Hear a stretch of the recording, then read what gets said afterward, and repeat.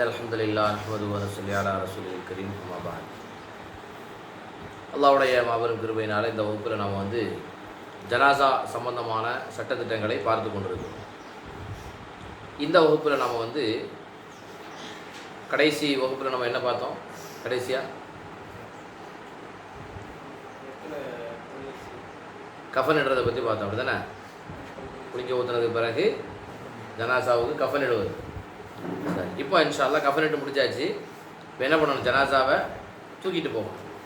ஜனாசாவை சுமந்து செல்லுதல், அதோடு சேர்த்து ஜனாசாவை பின்தொடர்ந்து செல்லுதல், இது சம்பந்தமான தகவல்களை நம்ம பார்க்க இருக்கிறோம்.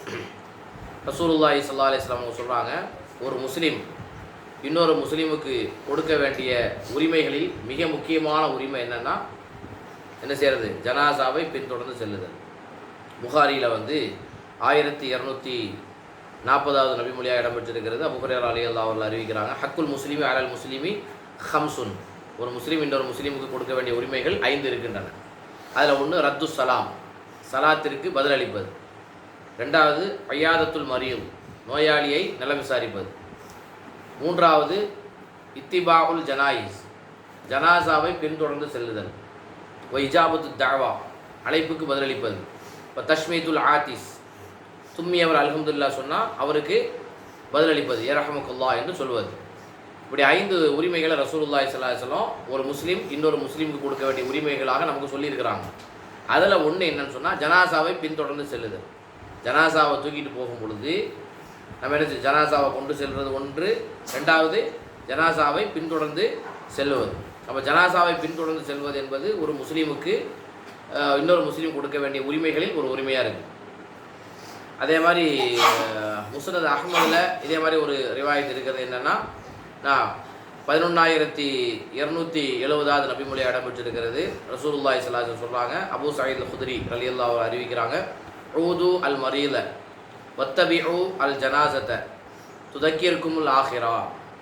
நீங்கள் நோயாளியை நலம் விசாரியுங்கள், ஜனாசாவை பின்தொடர்ந்து செல்லுங்கள், அது உங்களுக்கு மறுமை சிந்தனையை ஏற்படுத்தும், நினைவூட்டும் என்று ரசூல் ஸல்லல்லாஹு அலைஹி வஸல்லம் சொல்கிறாங்க. ஜனாசாவை எதுக்கு பின்தொடரும்? நோயாளியை எதுக்கு நலம் விசாரிக்கணும் அப்படின்னா, நமக்கு மறுமை சிந்தனை நமக்கு வரும். ஜனாசாவை பின்தொடர்ந்து செல்லும்போது அதே மாதிரி தான், ஜனாசாவை ஃபாலோ பண்ணிட்டு போகும்பொழுது நமக்கு அது மறுமை சிந்தனையை ஊட்டும். சரி, அடுத்தது பின்தொடர்ந்து செல்வது இருக்கா இல்லையா, அது 2 வகையாக இருக்குது. 2 முறையாக நம்ம அதை கவனிக்கணும். ஒன்று என்னன்னு சொன்னால், தொழுகை நடைபெறும் வரை பின்தொடர்ந்து செல்வது. 2வது அடக்கம் செய்யப்படும் வரை பின்தொடர்ந்து செல்வது. 2 வகையாக இருக்குது. இப்போ ஜனாசாவை குளிக்க ஊற்றி கஃனிட்டு வீட்டிலேருந்து கொண்டு போகிறோம். கொண்டு போகும் பொழுது பள்ளிவாசலை கொண்டு போய் வைப்பாங்க, தொழுக வைக்கப்படும். அப்போ தொழுக வைக்கப்படும் வரை ஜனாசாவை பின்தொடர்ந்து செல்வது. 2வது அதுக்கப்புறம் அதை எடுத்துக்கிட்டு கபருக்குழி கொண்டு போவாங்க, அது வரைக்கும் ஃபாலோ பண்ணிட்டு போகிறது. இப்படி 2 இருக்குது. இது சம்மந்தமாக ரசூலுல்லாஹி ஸல்லல்லாஹு அலைஹி வஸல்லம் சொன்ன செய்தி புகாரியில் 1325வது நபிமொழியாக இடம்பெற்றிருக்கிறது. என்னென்னா, மன் ஷஹிதல் ஜனாஸத ஹத்தா யுஸல்லிய ஃபலஹு கீராத்துன் வமன் ஷஹித ஹத்தா துதுஃபன கான லஹு கீராத்தானி. யார் ஜனாசாவை பின்தொடர்ந்து செல்கிறாரோ, ஜனாசாவில் கலந்துக்கிறாரு, எது வரைக்கும்னா ஹத்தா யுஸல்லிய, அந்த ஜனாசாவுக்கு தொழுக வைக்கப்படும் வரை யார் ஜனாசாவில் கலந்து கொள்கிறாரோ ஃபலஹு கீராத்துன், அவருக்கு ஒரு கீராத் நன்மை உண்டு. ஜனாசா அடக்கம் செய்யப்படும் வரை யார் கலந்து கொள்கிறாரோ அவருக்கு 2 கீராத் நன்மை உண்டு. அப்போ ரசூலுல்லாஹ் கிட்ட கேட்கப்பட்டுச்சு, வமல் கீராத்தானி, கீராத்துனா என்ன யார் ரசூலுல்லாஹ் அப்படின்னு. மிஸ்லுல் ஜபலைனி அல் அதீமைனி, அதாவது 2 மிகப்பெரிய மலைகளை போன்று உண்டான கூலி. ஒரு கீராத்துன்னு சொன்னால் ஒரு மலை அளவுக்கு உண்டான கூலி. ஒரு மலை, 2 கீராத்னா 2 மலை, அந்த அளவுக்கு கூலி கிடைக்கும். எப்போ? ஜனாசாவை பின்தொடர்ந்து சென்று தொலை வைக்கப்படும் வரை இருந்தால் 1 கீராத் நன்மை, ஒரு மலை அளவுக்கு நன்மை. அடக்கம் செய்யப்படும் வரை இருந்தால் 2 மலை அளவுக்கு உண்டான நன்மை கிடைக்கும் ரசூலுல்லாஹ் சொல்கிறாங்க. அப்போ இந்த ஹதீஸில் நமக்கு என்ன வழங்குதுன்னா, தொலை வைக்கப்படும் வரை இருக்கலாம், அடக்கம் செய்யப்படும் வரை இருக்கலாம். இன்னும் சொல்ல போனால் ஜனாசாவை கொண்டு செல்வது, ஜனாசாவை பின்தொடர்ந்து செல்வது ஃபர்லு கிஃபாயா தான். ஃபர்லு கிஃபா, எல்லாரும் தூக்கிட்டு போகணும், எல்லாரும் ஃபாலோ பண்ணிட்டு போகணுங்கிறது அல்ல. அது ஏதோ ஒரு டீம், ஆக மொத்தம் முஸ்லீம்களில் ஒரு கூட்டம் அந்த கடமையை செஞ்சாகணும். இப்போ அந்த மெத்தடில் தான் இந்த ஹதீஸில் நமக்கு என்ன வழங்குதுன்னா, தொலை வைக்கப்படும் வரை இருந்தால் ஃபாலோ பண்ணிட்டு போனால் 1 கிராத் நன்மை உண்டு, அடக்கம் செய்யப்படும் வரை இருந்தால் 2 கிராத் நன்மை உண்டு. இப்போ அப்துல்லா இப்னு உமர் அல்லா அவருடைய ஒரு நிலை என்னென்னா, முஸ்லீமில் வந்து 945 நபி மொழியாக இடம்பெற்றிருக்கு. இவன் அப்துல்லா இப்னு உமர் அல்லா என்ன பண்ணுவாங்கன்னு சொல்லி சொன்னால், ஜனாசா தொழுகையில் கலந்துக்கிட்டு போயிடுவாங்க. அப்போ அப்துல்லா இப்னு உமர்கிட்ட சொல்லப்படுது, அபூ ஹுரைரா ரலியல்லாஹு அவர் வந்து இந்த மாதிரி அறிவிக்கிறாங்க. என்ன, அவர்கிட்ட கேட்குறாங்க, நீங்கள் வந்து ஜனாசா தொலை வைக்கப்படும் வரை இருந்துக்கிட்டு அப்புறம் போயிடுறீங்களே, அடக்கம் செய்யப்படும் வரைக்கும் நீங்கள் இருக்க மாட்டேங்கிறீங்களே என்னன்னு அவங்கள்ட்ட வந்து கேட்கப்படுது. இப்போ அப்துல்லா இப்னு உமர்லாம் என்ன சொல்கிறாங்கன்னா, ஆமாம் ஜனாசா தொலை வைக்கப்படும் வரை இருந்தால் 1 கிராத் நன்மை ரசூலா சொன்னாங்கல்ல, அவ்வளோதான், அதனால் நான் என்ன செய்கிறேன், தொழுவு முடிஞ்சோடனே கிளம்பிடுறேன் அப்படின்னு. அவருக்கு இந்த மேட்ரு தெரியாது. என்ன மேட்ரு, 2 கிராத் நன்மை அப்படிங்கிற அந்த ஹதீஸ் அவருக்கு அப்போ தெரியலை. அப்போ அப்துல்லா இப்னு உமர்லாம் அவன்கிட்ட சொல்லப்படுது, இல்லை அபூ ஹுரைரா ரலியல்லாஹு அன்ஹு அறிவிக்கிறாங்க, ரசூலுல்லாஹ் சொன்னதாக, இது அடக்கம் செய்யப்படும் வரை இருந்தீங்கன்னா 2 கிராத் நன்மை உண்டு ரசூலுல்லாஹ் சொன்னாங்க.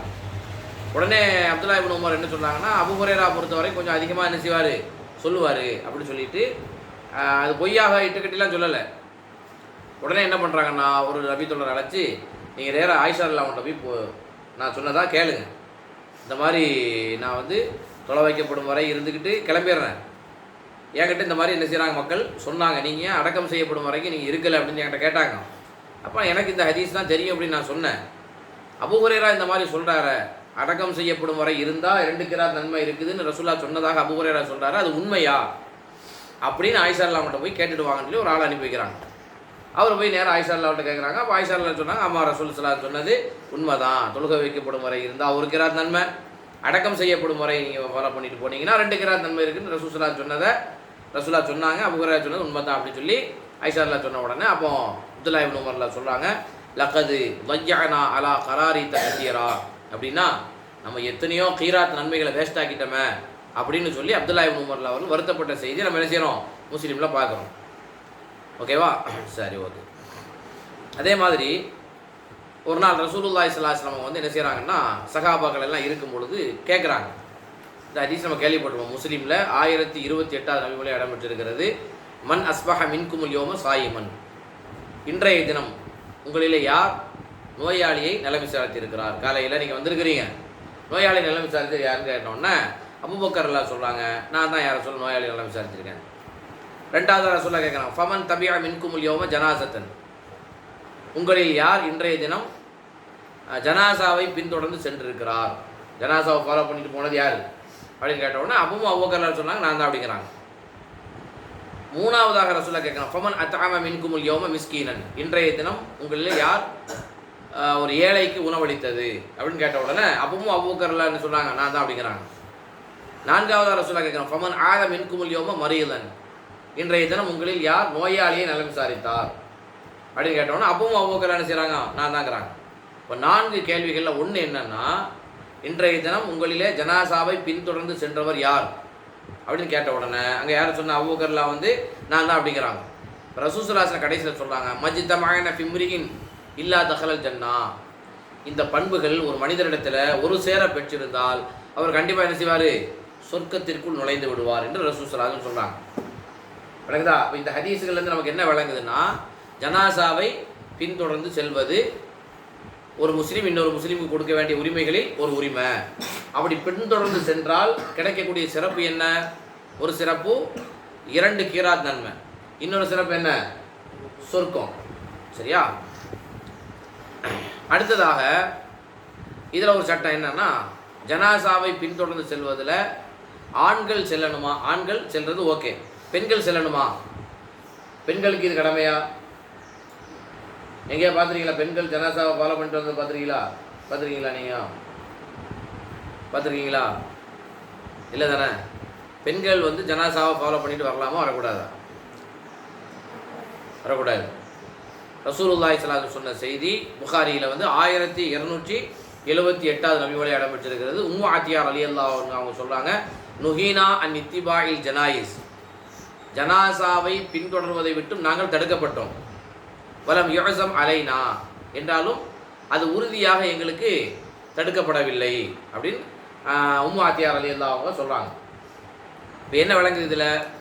பெண்கள் ஜனாசாவை பின்தொடர்ந்து வருவதில் தவறல்ல. ரசூல் ஸல்லல்லாஹு அலைஹி வஸல்லம் அவர்கள் பெண்களை பின்தொடர்ந்து வரக்கூடாதுன்னு சொல்லியிருக்கிறாங்க, தடுத்துருக்கிறாங்க. ஆனால் கட்டாயமாக எங்களை தடுக்கலை அப்படிங்கிறாங்க.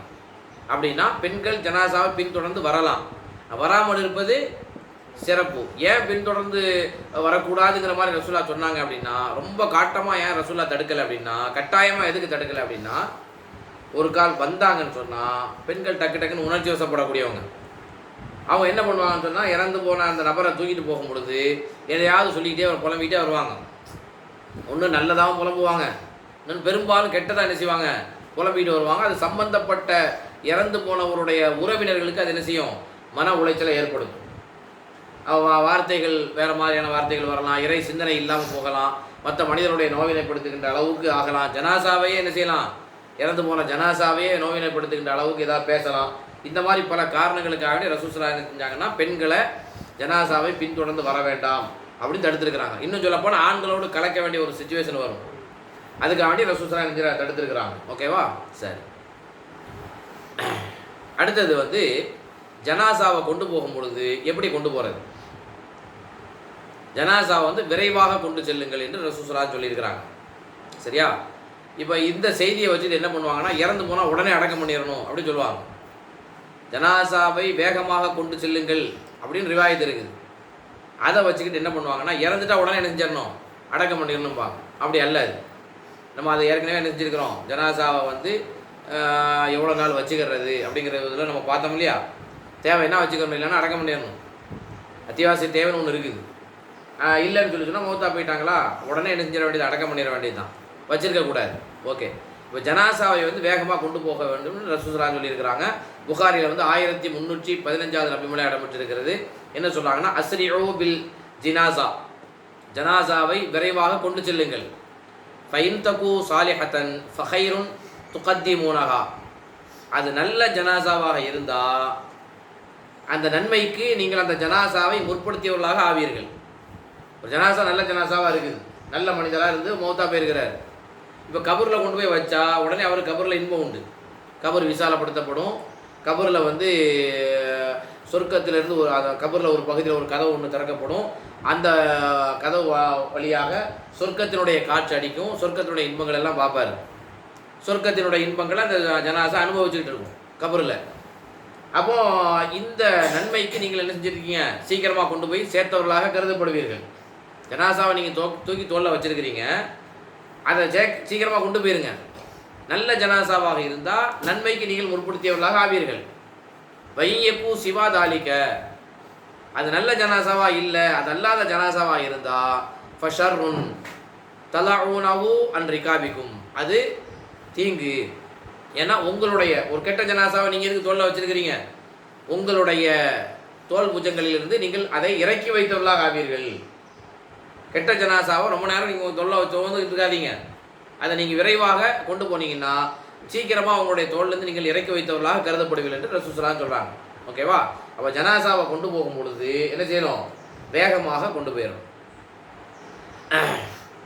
அதே மாதிரி இன்னொரு அறிவிப்பு என்னன்னா, 1314 நபிமொழியாக இடம்பெற்றிருக்கிறது, புகாரியில் இருக்குது.